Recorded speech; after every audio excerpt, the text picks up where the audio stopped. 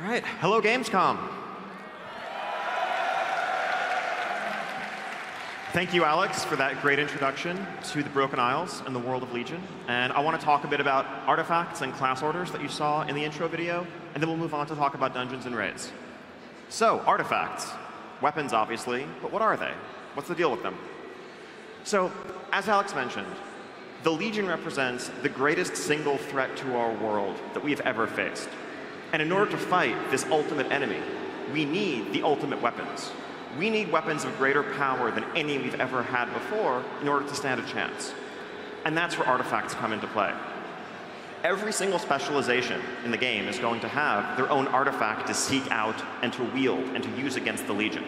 So depending on your class and your spec, that will heavily affect the way your story plays out and what you're interacting with in terms of the system. So, well, what are they? How do they fit in? The first thing you're going to do when you begin the Legion experience after the events of the Broken Shore is seek out the artifact for your spec.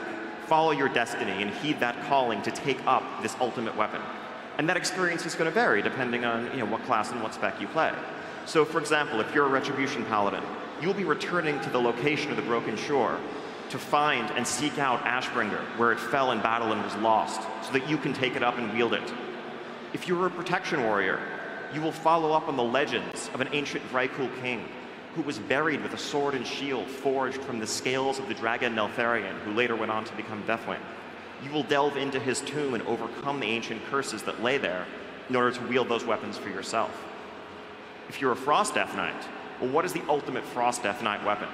Frostmourne, right? Well, Frostmourne was shattered.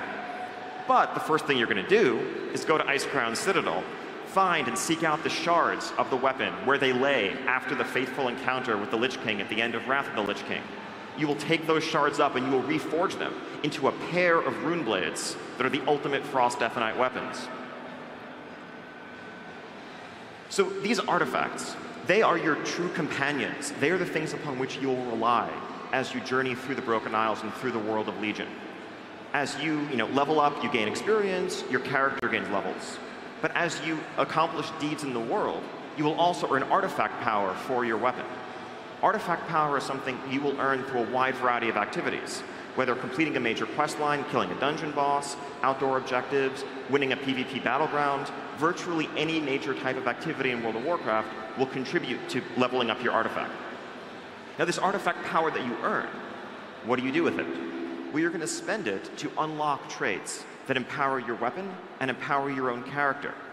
In addition, you can also have a number of visual customizations that you'll be able to unlock and explore. Ultimately, you control the destiny of your artifact. You customize the path in which you unlock those traits, and you choose your path to greatness. Now, let's get into the system a little bit more. So, Ashbringer. This is a quick screenshot of the UI for Ashbringer. Now, each artifact has a trait tree like this. It's kind of a grid that is overlaid on the outline of the weapon itself. And as you earn artifact power, you can spend them to unlock these traits. Once you unlock a trait, the adjacent nodes unlock and become things that you can spend power in. And ultimately, you choose what you want to work towards. You choose how you want to navigate this tree and what you want your weapon to be. And at the far ends of the trees are major impactful abilities, such as the one we see on the screen here. This is something that will essentially cause your Ashbringer to duplicate some of your most powerful abilities. Let's look at the Frost Death Knights. Again, different weapons, different silhouette to the weapons, and therefore a different outline to the grid, but ultimately the same general concept. You begin at a central location and work your way towards the things that you most want. As you earn power, spend that power on traits, and unlock powers. Some of these are going to be simple damage increases. Others are things that transform your rotation.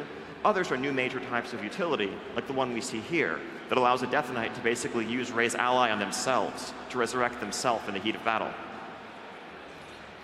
Now, visual customization.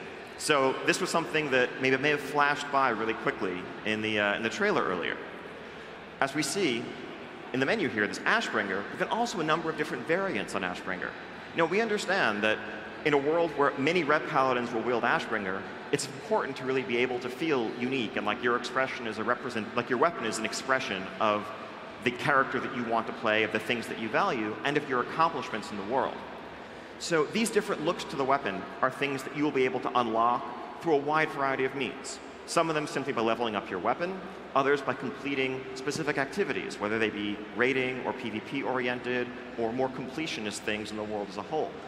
And within each of these looks, there's also a large number of color variants. So there's a tremendous total number of combinations for how you can have your artifact look. Now with Ashbringer, what we generally did, and what we've done with all of the artifacts, is you get the base weapon that looks like the sword you know and love that you've always seen in Tyrion Forgering's hand. It's the Ashbringer. Then there's sort of an evolved, upgraded version of it that once you reach a certain level of power with your weapon, you'll be able to unlock. But then we gave our artists the challenge of really just going off in exciting new different directions with these weapons, of trying to reimagine the fantasy of the sword, and that led us to things like an Ashbringer that's made out of pure fire, or a corrupted shadowy Ashbringer, or one that is shattered and being held together by crackling lightning. All of these have the basic silhouette of the weapon we know, but they have a very, very different feel ultimately, and there'll be things for you to work towards and use as an expression of the character you want to play. So I know I've talked a lot about Ashbringer. Let's look at some other weapons. So if you're a Mistweaver monk, your adventure will begin by returning to Pandaria to seek out the staff of the Emperor Xiao Hao, who's really integral to the very legend and the essence of the continent of Pandaria. So here on the far left, we see the base weapon that you'll initially acquire, then an upgraded version of it. But then we've reimagined that staff in the, with the inspiration drawn from the various animal gods of Pandaria, whether it's Yulan, the jade serpent in the center, or Chi-Ji, the red crane on the far right, or a Sha-influenced, Sha-corrupted staff, second from the right in between those two. Those are all things to work towards, and again, you can kind of pick the look that you want, pick the thing that excites you most to be what you show off. Ashbringer. Exactly. I can't say enough about the amazing art and the work that our artists have done on these weapons. They just blow us away. So yeah, the base Ashbringer, the holy version, and then fiery, shadowy, and lightning. Large variants, but they all have that essence that says this is Ashbringer. Next up, a new one to many people. So Fellow Malorn. This was actually a spell sword wielded by the mage Kael'thas. Kael'thas used this in his battle against the Lich King at Icecrown Citadel, and the sword was lost there.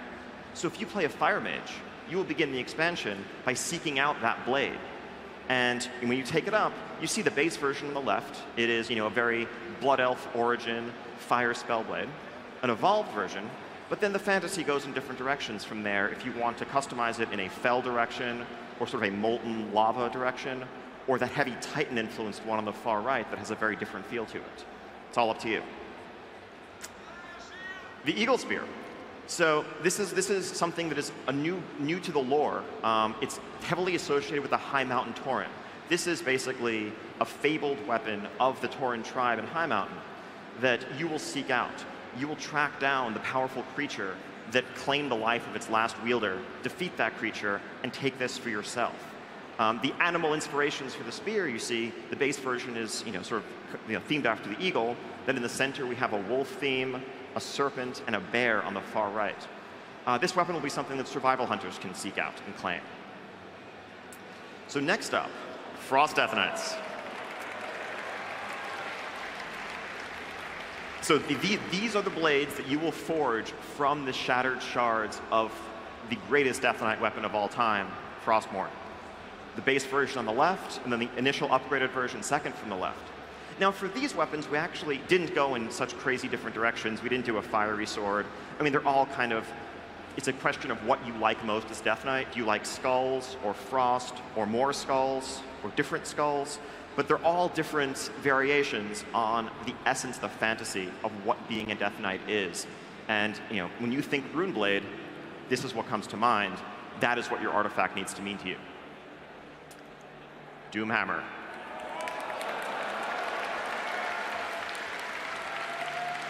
So this weapon will be claimed by Enhancement Shamans. Enhancement Shamans will seek them out and pair this hammer with a pair in your offhand that is made of pure energy so that you can dual wield properly.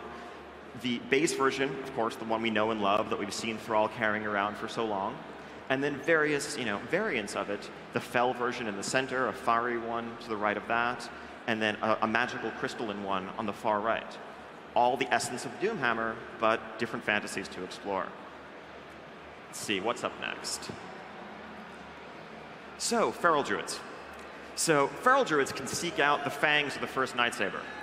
And on the far left here, we see a Druid with the base initial artifact that just claimed it. He's like a level 100 Druid. He's been playing the expansion for an hour or two. In the middle, we see a Druid with the upgraded fangs of the first Nightsaber. He's been playing for much longer. He's attained a more powerful artifact. On the far right side, we see a Druid with spectral fangs of the Nightsaber, and it's a totally different look of the weapon. I mean, you can see how awesome the weapon is, right? Oh, right, yeah. I guess you can't really see the weapons on Feral Druids and Guardians. That's a shame. I mean, being able to customize your weapons so much and then not be able to show it off, well, that's unfortunate. Okay, just kidding. So if you're a Feral Druid, or if you're a Guardian Druid, instead of customizing the look of your artifact, you will customize the look of your form. So on the left, here we see a Druid with the base fangs for the first Nightsaber. On the right, that spectral variant. Now, of course, there's many different color variations on each of these, and more entirely different models that we just couldn't fit on this slide, but there'll be the same number of variants as every other class has. So that's something for Feral Druids and Guardian Druids to look forward to. Oh, and by the way, yeah, on the last slide, that was an updated high-res version of the base cat form, in case you were wondering. Okay, so that's some of what artifacts have in store for you. We're going to have a lot more to discuss in the future, but that should kind of give you the gist of what they're all about. Now, class orders. So, as Alex mentioned, in the aftermath of the events at the Broken Shore, our world is in flames, and we are struggling to survive in the face of the Legion threat that will just overwhelm and destroy us all if we don't stop it. And the Alliance and Horde, they're just not going to be able to come together and work together in the ways that need to happen to overcome this threat. But instead, it's the classes that actually band together to do that. Whether it's ancient orders like the Silver Hands at Light's Hope Chapel, or the Mages of Dalaran, they're coming together, working together as a class to save the world and to do what needs to be done. And of course, they look to you as their leader, because you are the one who has just retrieved a fabled artifact of incomparable power. You are the wielder of Ashbringer. You are the wielder of Doomhammer. Who else would lead them if not you? And so this really underscores one of the central themes of the Legion expansion, which is really a heavy focus on class identity. We want you to feel, if you're a warlock, to feel like a warlock, and for that to feel different than being a paladin, because they're about very different things. Even if their goals are the same at the end of the day, which is to defeat the Legion, they're going to go about it in very different ways. They're going to have very different allies. They're going to have very different powers to call upon in the process. So the Order Halls represent a base of operations for your class. They're kind of like a private clubhouse that you share with other members of your class. It's a shared space where you'll see other paladins running around or other shamans. It's not personal like the garrison, but it is a private space just for members of your class. The best analog is probably something like Acheris, the Death Knights are familiar with, the necropolis floating above the Plaguelands that is only accessible to Death Knights. So, and these will be in locations that are thematically appropriate, and one of the second thing you do after claiming your artifact is going to be to found and come upon your order hall and establish it. So shamans will be in a hollowed out cave overlooking the Maelstrom at a point where all of the elements come together, where lightning crackles in the sky overhead and molten earth churns in the middle of a swirling whirlpool. Paladins are going to discover a hidden Templar sanctum beneath Light's Hope Chapel, where they will make their home. Now, warlocks really aren't comfortable unless there's, fellfire raining from the sky, demons all over the place. So the Warlock Order Hall is actually going to be on a Legion portal world where, only they can travel because that's what they do. That's what warlocks are. That's part of being a warlock. So this is a screenshot of the Paladin class Order Hall beneath Light's Hope. This was, something that was shown briefly in the video, and every class is going to have their own unique space that they will return to with unique functions. This will be the place where you go to customize and upgrade your artifact. This will be the place where you have certain special quests and other missions available to you, and it's, tied to your class identity first and foremost. So in your order hole, you're going to have champions of your class, of your order. Now, this is an evolution of the Draenor follower system. Whereas in Draenor, you were raising an army, right? You needed to defeat the Iron Horde, so you went out into the world and you were recruiting anyone that you could get your hands on, regardless of what race they were, regardless of what class they were. Anyone who wanted to help you fight the Iron Horde, you wanted their help. But numbers are not going to work against the Burning Legion. We can't defeat them through numbers alone. They are infinite. If we don't seal the portal at the Tomb of Sargeras, nothing will stop them.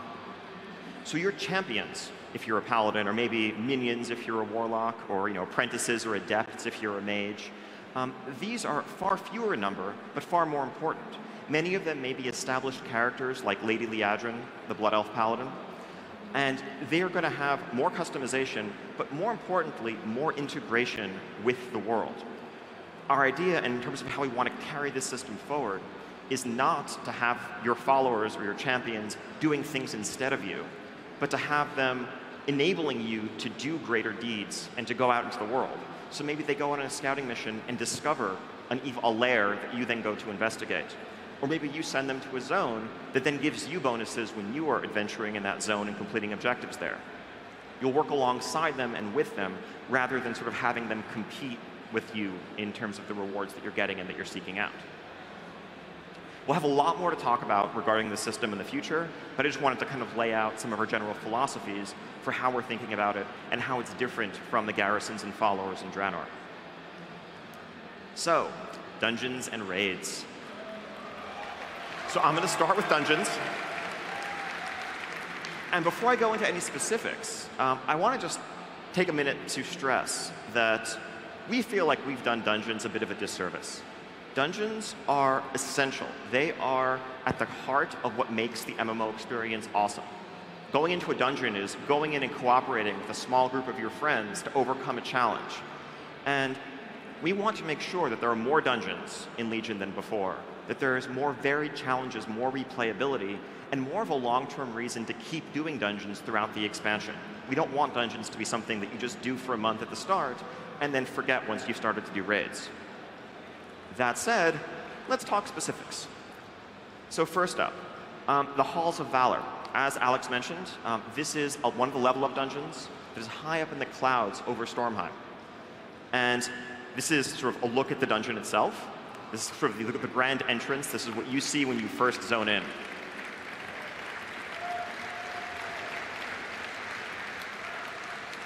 The Halls of Valor, very heavily inspired by Valhalla, right? The core Norse Viking fantasy. This is the place where the greatest warriors of the Vrykul are called to serve in the skies. And this is their eternal reward for being the greatest.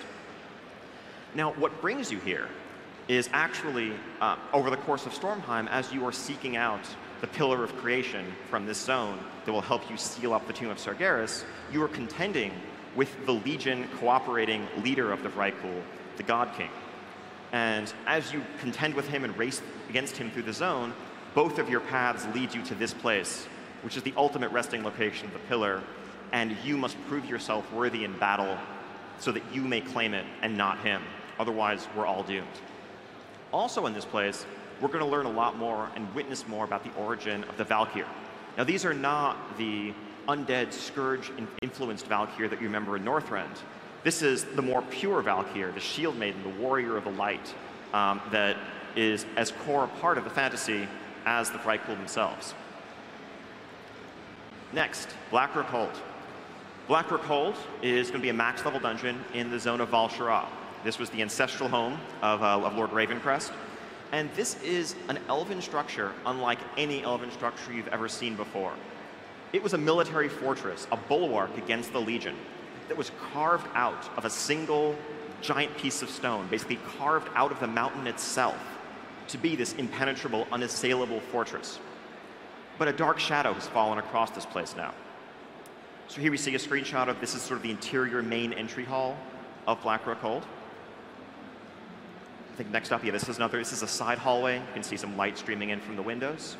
Players are going to begin essentially in the basement, in the underground catacombs beneath Blackrook Hold, and work their way from the outside all the way to the very top of the spire, where they will confront the true threat and the evil that is corrupting the castle itself. This is a look from the outside courtyard, looking up at the walls and towers of the complex. This is an elven structure, but again, it's not quite like any elven structure you may have seen before. Next, the Vault of the Wardens. So this is a place that will be very familiar to demon hunters. As a demon hunter, and Tom will tell you a bit about this in the next bit, this is where you awaken. This was the Warden maximum security facility. Wardens being those awesome cloaked figures like Maiev that you may remember from Burning Crusade. This is where they have kept all of the greatest threats to the world. Demon hunters among them, but also countless other terrifying monsters. And this is the place where the events of that cinematic that you saw before the expansion announcement trailer happened, where Gul'dan found Illidan, where he was encased beneath the vault. Now, what was he up to? What is his plan? What is his purpose? We don't know, but it's a sure bet that it's nothing good. It's nothing that we want to have happen. And so we're going to begin investigating that mystery. We're going to begin hunting down Gul'dan and Illidan in this place. So here we see, this is one of the top levels of the Vault of the Wardens. We see some of the owl symbolism and that crescent half-moon shape that is their characteristic glaive that they wield. We see that prominently throughout this place. Very ornate, but also a place of great darkness and great evil. This is a lower level of the dungeon. You see cells lining the walls where all manner of former inhabitants have been kept. So then, of course, we're going to have more dungeons. So let me talk quickly about some of those. So first off, we're going to have a dungeon in Izuna where you contend with the minions of Queen Azshara, with the Naga that have been thwarting your actions every step of the way through the zone. We figured Eye of Azshara would be a good name for it for some reason. I'm not sure. Next up, Darkheart Thicket. This is in Valkyrie. This is at the foot, the base of the World Tree Saladrisil that towers over the zone as a whole. This is the heart of the nightmare corruption that is infesting and spreading through the zone and which will eventually overtake our world if we don't stop it. So you are cutting your way through dark thickets and brambles into a chamber at the base of the tree itself, where you need to rescue Malfurion himself from the corruption and the clutches of the nightmare. Another dungeon is going to be Neltharion's Lair. Neltharion's Lair, as Alex mentioned, is in High Mountain. This was a cavern where thousands of years ago, the Earth Warder, the Black Dragon Neltharion, lived. This was before he became Deathwing, before his corruption, but he was still the most massive, the most giant of all the dragons. And the space that he's hollowed out reflects that. Since those times, this has become the center of the Drogbar society. These are the sort of rocky, fierce, brutal warriors of High Mountain. And we need to venture into their capital in order to recover the Pillar of Creation wielded by their chieftain. Helheim. Helheim, well, it's sort of in Stormheim, but it's not precisely in Stormheim. This is kind of the polar opposite of the Halls of Valor. Whereas the greatest warriors of the Vraipool ascend to the Halls of Valor, the cursed spirits get on the ship, Niflvar, that leads them to Helheim, where they are cursed for all eternity as Kvaldir. Now, if you like the Grimrail Depot dungeon in Warlords, if you like the idea of riding a train, well, I think you're going to like this one. This is the ghost ship of the damned, and most of the dungeon takes place on this ship, sailing through stormy seas in an immersive environment that's quite unlike anything we've ever seen in a dungeon in WoW before. Really excited to get people to have their eyes on it. Next, Suramar City. This is the City of Night, where the Nightborn rule from their palace, but the city itself contains both catacombs beneath it and noble houses throughout the city, into which we will have to venture in order to uncover the ties to the Legion and the ultimate plan that is unfolding here. And, well, Violet Hold. So Dalaran, of course, is coming with us to the Broken Isles, and that means Violet Hold is coming with it. Now, it turns out there were some mysteries and deep secrets hidden within this place that we never uncovered the first time we were here. And bringing the city in proximity to the Tomb of Sargeras, once it comes to the Broken Isles, it awakens new secrets, new powers, new mysteries in this prison that we have to delve into, explore, and uncover. And we're going to learn a lot more about the origins of Dalaran, the origins of the mages of Dalaran, and actually the origins of the world itself. Raids.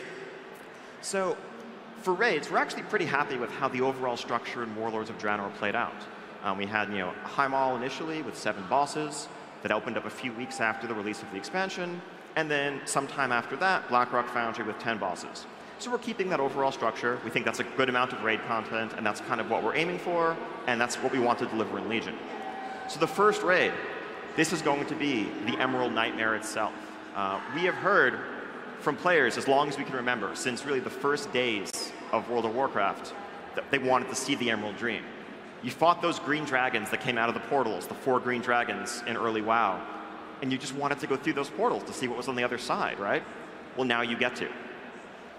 The Emerald Dream was created by the Titans as a blueprint for Azeroth itself. It was the perfect, untarnished, unspoiled version of our world, verdant and green and full of life. But something has gone horribly wrong here, and the Emerald Dream has descended into corruption, into nightmare, and that threatens to spread into our world and engulf it. So, whereas in the dungeon, we descend into the roots of the tree, for the raid, we're initially actually going to climb up into the tree itself and actually cross through the barrier that separates our reality from the reality of the dream. We will go in, root out corruption, seek out scenarios, and ultimately confront Xavius himself at the heart of the nightmare in this ultimate conflict that will end the corruption of the Emerald Dream. Our next raid, Suramar Palace. So this is the palace of the city of Suramar, where the Grand Magistrix, who has brokered this dark deal with the Legion, looks over everything and runs the city. The Legion has come here for a dark purpose, and they have used and corrupted one of the Titan pillars of creation to shape their society, to create this Nightwell, a conduit of dark energy that is the center of Suramar's power. So this is a 10-boss raid, very traditional, somewhat reminiscent of Black Temple in terms of its layout and structure. You begin in an underground catacomb, essentially a back entry because you can't go through the front gate, work your way up to sort of outdoor balconies, royal quarters, and eventually to the heart of the Nightwell itself. We will confront both the Grand Magistrix and Gul'dan, who has come here as an ambassador of the Legion. We've been chasing Gul'dan for a long time, since really the beginning of Warlords of Draenor, when we made that fateful mistake of clicking on him and setting him free to begin our Warlords experience. But finally, he's cornered, he's not going to be able to run after this. Gul'dan is the ultimate boss of Suramar Palace Raid. Now, I just wanted to show you a concept of what the palace itself is going to look like. And I know if you really love orcs and spikes and fire and fel, this might disappoint you. I know you might have been hoping for yet another raid since you heard Gul'dan. Okay, it's going to be a green orc raid, right? No. This is the royal elven city, the palace of Suramar. They are an elevated, elegant, magical race, magical civilization, and their architecture reflects that. So this is going to be a very different type of look for a raid than we've seen in the recent past, and I can't wait to have you explore it. Can't wait until you can see it for yourselves. So without further ado, let's hear more about the thing you all want to hear about. Let me hand it off to Tom, and he'll tell you all about the Demon Hunter.